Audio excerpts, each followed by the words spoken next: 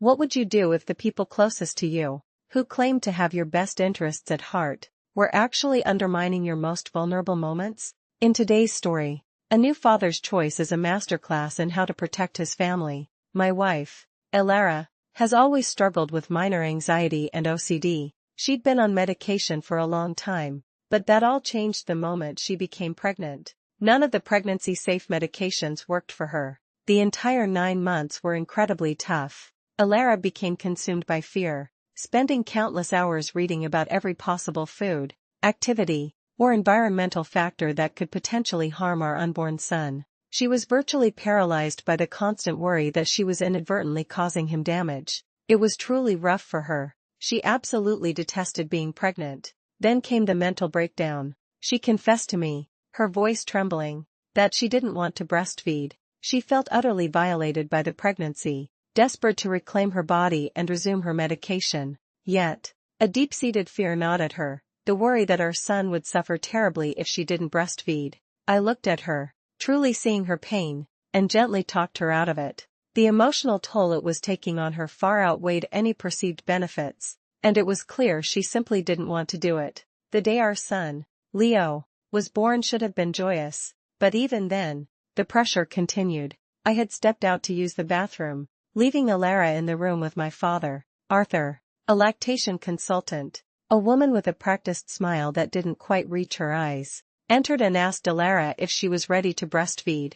Elara, summoning what little strength she had, stated clearly that she wasn't going to breastfeed, but the consultant didn't listen. She began to push, relentlessly reminding Elara of all the supposed benefits of breastfeeding. To Elara, still raw and vulnerable, it sounded like a litany of all the ways she was already failing, all the harm she was inflicting on our son by her decision. Then, to my shock and anger, my own father, Arthur, joined in, adding his voice to the chorus of pressure. Elara later told me she just kept repeating, "I don't want to," her voice growing weaker with each repetition. She was so utterly exhausted and anxious, on the verge of capitulating just to make it stop.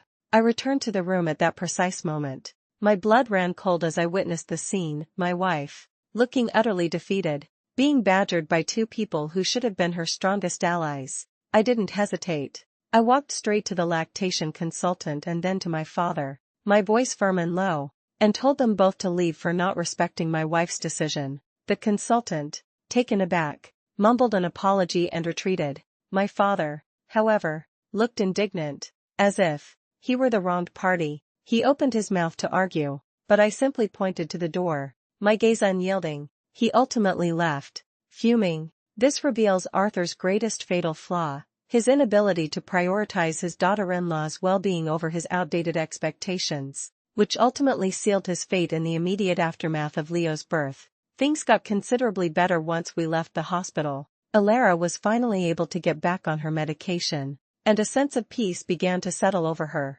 This was the first part of the entire pregnancy and birth process that she actually got to enjoy. Her medication takes a month or 2 to reach its full effect, so the anxiety and OCD were still present, but significantly lessened. The real conflict began when I had to address the consequences of their actions. I told my father, Arthur, that he couldn't be around Elara and Leo for the time being. He had actively participated in pressuring her when she was at her most vulnerable, and that was unacceptable. He was shocked, but I held my ground. Then came the issue with sending baby pictures to family. A number of relatives responded not with joy, but with nitpicking critiques. They questioned how Elara was holding Leo, what we were feeding him, even the crib we were using.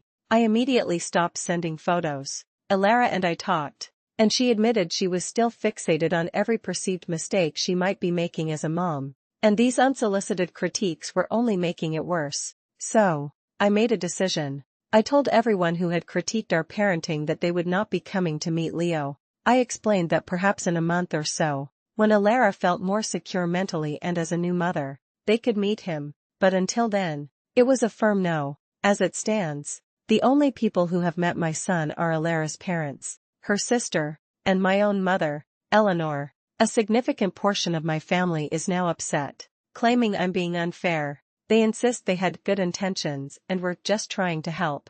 My mother, Eleanor, even suggested I should give them another chance. But for me, The risk is simply too great. As one online commenter, Mutant0HN, wisely put it, the birthing person's mental health is hugely important, and a fed baby is a healthy baby, whether it's breastfeeding or formula. Another, Helahai at Hogwarts, added, babies don't spoil, so there's plenty of time for them to meet the baby later when your wife is feeling more secure in motherhood. Taking care of Alara's mental well-being is paramount, especially considering she's at risk for postpartum anxiety and depression. We need to do what's best for her during this temporary period. And as Pichaikin 5552 stated, doing what's best for your wife here is also doing what's best for your kid.